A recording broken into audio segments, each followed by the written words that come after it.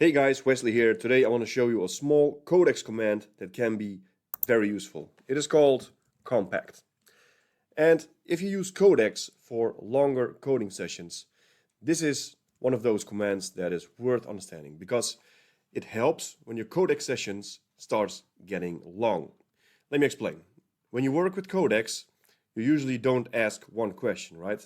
You might start with a bug, then Codex reads some files, then it suggests a fix. Before you know it, you have been working in the same session for an hour or more. That session contains a lot of information. Your prompts, Codex's answers, code snippets, file changes, terminal output, errors, decisions you made along the way, and all of that becomes part of the context Codex is working with. And that's where compact actually comes in. So actually in normal human language, compact tells Codex, take what happened so far, summarize the important parts, and continue from there with less baggage. That's the whole idea. It's simply about reducing the amount of old conversation context Codex has to carry forward. You can think of it as cleaning up the workspace in a session, not your actual files, just the working memory of the conversation. And that's why this can help save tokens, more importantly. Because instead of dragging the full session history forward, Codex can continue with a shorter summary of what actually matters. Now, there is one thing I want to be clear about.